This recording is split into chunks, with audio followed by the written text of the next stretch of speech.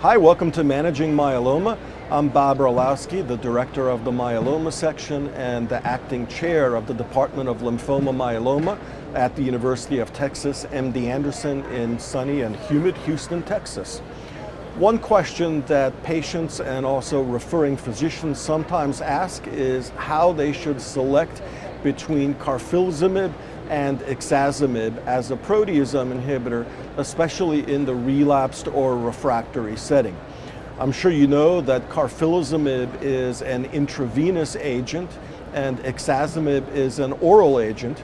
So clearly one of the best ways to choose between them is based on whether the patient is able to travel more frequently back and forth to the office or clinic setting for treatment. Because right now the approved dosing for carfilzomib is 2 days in a row for 3 weeks on and 1 week off IV, whereas Ixazomib is approved as an oral agent once per week for 3 weeks on and 1 week off.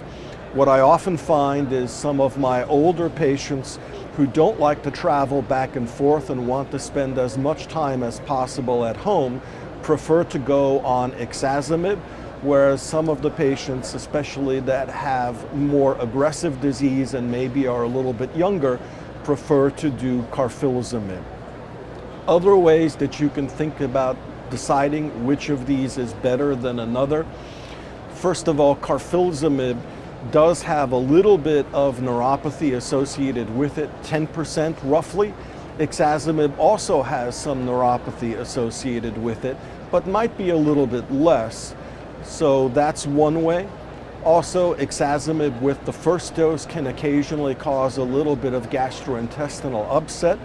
Typically with later doses that resolves, but if somebody has a particularly sensitive gastrointestinal tract, it may be appropriate to think about using carfilzomib.